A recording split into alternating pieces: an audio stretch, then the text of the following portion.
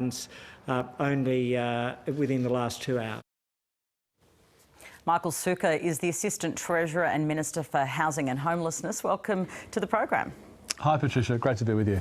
Which industries beyond tourism do you believe will need assistance once Jobkeeper ends?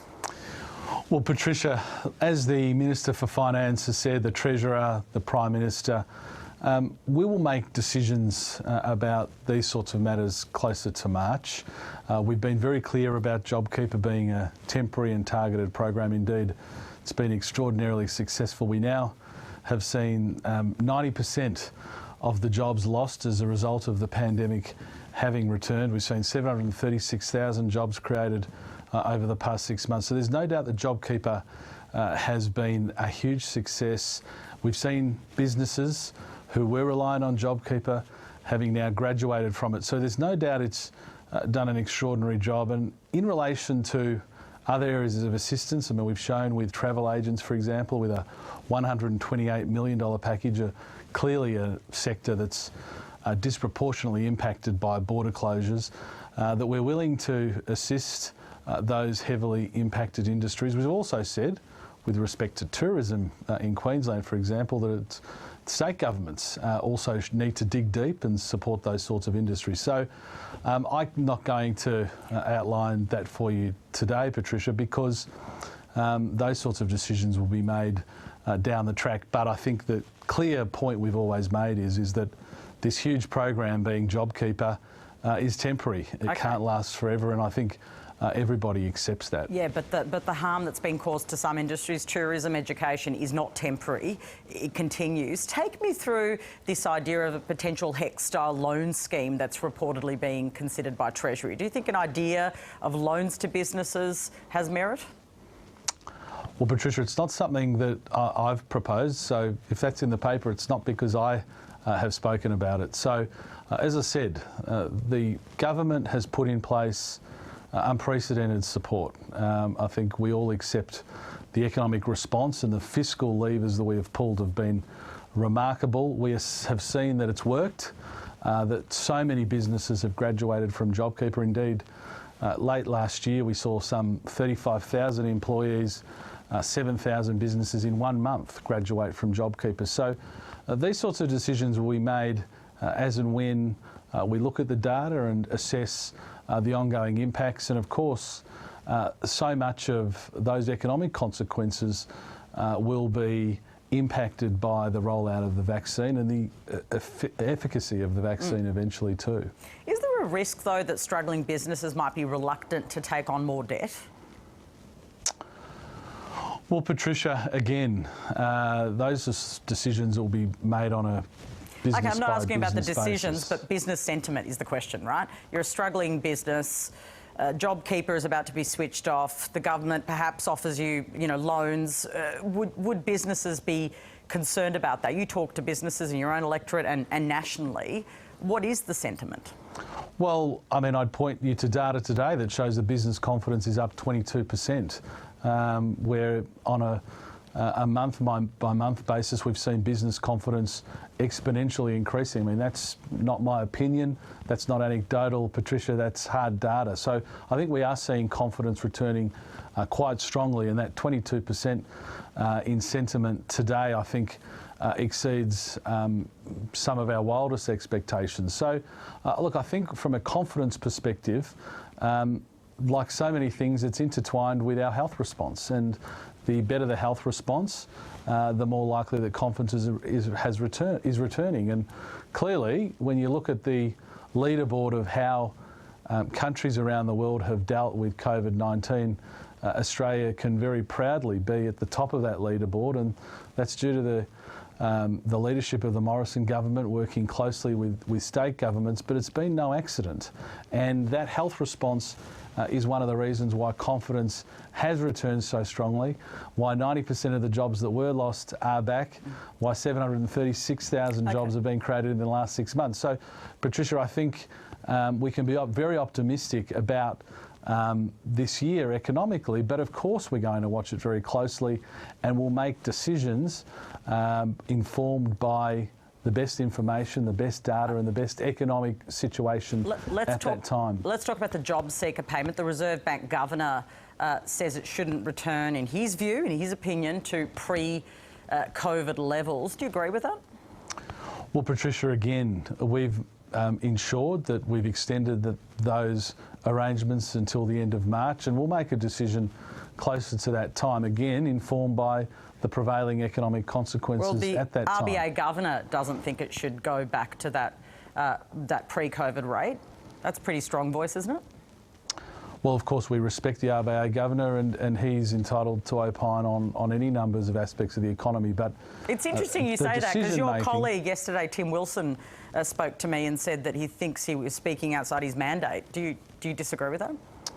Well, Patricia, the point I'm making is the RBA Governor can quite rightly talk about matters that affect the economy, but in the end, the government will be informed by the best decision-making we can. And, you know, without sounding arrogant, I think if you look at the decision-making processes and the decisions and the consequences of those decisions that we've taken throughout the pandemic have hit the mark each and every time, whether it was Jobkeeper or Jobseeker or the Home Builder program, for example, in my own portfolio, as far as supporting 1 million jobs in the residential construction industry. So I suppose what I'm saying to you, Patricia, is we make these decisions with the full knowledge of the economic consequences at the time, and we don't need to make that decision just yet, because as you've seen throughout the last 12 months, things do move pretty quickly, and events can change very quickly too. Now, yes, we've been on, I think, an improving trajectory for a period of time, and that's highlighted by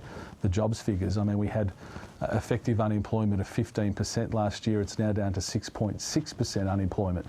So we've done so much right, but the reason we've been able to do that is we took decisions with the information at the time, and that's what we'll do with Jobseeker too. Okay. I just want to change topic, if we can, to something that's happening in our own home state. You're a Victorian, so am I. Are you concerned by the leak in Victoria of in-hotel quarantine? And does it demonstrate that perhaps the entire system needs to be looked at again? National standards should be introduced, for instance, into hotel quarantine? Well, look, Patricia, on that question, I'll be informed by the discussions at National Cabinet and really the experiences, not just from Victoria, but from other states and territories. I think we need to keep the one case in Victoria into some perspective. I mean, in the last 24 hours, we had about 439,000 cases worldwide. So I don't want to diminish the seriousness of it, but the ability and the capability to be able to manage these sorts of outbreaks are things that I think we all accept need to be constantly worked on. But I don't think we should overly panic. I think from a federal government perspective, we always stand ready to support state governments in their attempts to try and make sure that there aren't outbreaks that get out of control, and New South Wales has done that phenomenally successfully in a very economically responsible way, and we'd hope that all jurisdictions can do that. Okay, but do we need national standards? I mean, that's what's being demonstrated here, doesn't it? Isn't that becoming clear that we're seeing consistent leaks out of hotel quarantine? Australians have done the hard work, as you've made the point before. There's no doubt Australians have put in the hard yards to try and suppress this virus. But we're living under a cloud of these, you know, situations where this virus leaks out. Don't you need to have a national approach? Well, Patricia, we've really only seen one instance of an outbreak from hotel quarantine that's been devastating, and that was obviously the cause of the Victorian second wave. Yes, we've seen outbreaks in other places, but it's been well contained. I think you and I and all of your viewers, Patricia, have seen over the course of the year a range of instances where, through the National Cabinet, nationally agreed standards on a whole range of issues have been discussed. Some have been agreed upon and some haven't. And in the end, many states and territories say that in the end they will make their own decisions about certain arrangements. So again, Patricia, I would leave that to the National Cabinet. I understand your point. I think there's an attractiveness to national standards, but we also have to understand that states and territories have consistently made the point that they will be the final decision maker for arrangements within their own state. And Okay. no matter how much you and I might think otherwise, that is really going to be the position. But we'll wait and see what comes out of National Cabinet. I'd be interested to see what the feedback is from Victoria in relation to this last On case. that, do you believe the Australian Open should have happened? I mean, this obviously is a breach in a situation where a lot of these people have come in for the Australian Open. Obviously, we bring back Australians, and that's even been slowed down. Does it show that this wasn't worth it? Well, look, Patricia, from a personal perspective, I was very happy to see the Australian Open go ahead because I want to see a level of normality come back to our lives, and provided it is competently managed, that's obviously a pretty important qualifier. Provided it's competently managed, I was keen to see the Australian Open go ahead, and I was also keen to ensure that that didn't take up places that would otherwise have gone to Australians returning, which the Victorian government assured us was the case. So again, provided these sort of discretionary events, I suppose, are managed in a decent way, my instinct is I'd prefer to see us get back to some level of normality. I mean, last year, Patricia, as a Victorian, you know this really well, we were all locked down for such a long period of time that just having the outlet of some level of normality with sporting events was actually a really important outlet for us. And I think coming out of COVID is really important too. But of course, the qualifier there is if the Victorian government's going to greenlight the Australian Open, which I agreed with, that they have a role in competently managing it and making sure. Are you confident they can competently manage it? Well, we'll see, Patricia. I mean, well, the proof will be... We'll see, but are you today, right now, when I interview you, confident that they can manage? Patricia, well, the proof will be in the pudding. We'll see. So you're not confident that all of these people that have come from overseas, from hotspots, can be managed competently by the Victorian government? Don't verbal me, Patricia. I'm asking because you said we're waiting. No, that didn't sound like a question. It sounded like you were making a statement on my behalf. I think. Do you think they can do it? I think provided they can be competently managed, I'd like to see these events go ahead. I think time will tell. The proof will be in the pudding, and I really hope, it's my sincere wish, that they are able to do that because as a Melburnian, I'm very proud of the fact that one of the Grand Slams happens in our hometown, and so I want it to go ahead, but of course the qualifier is that it's competently managed, and I hope that's the case. Just on another topic before I let you get on with your day and your other meetings, do you back the assessment of our security agencies that right-wing extremism is on the rise in Australia?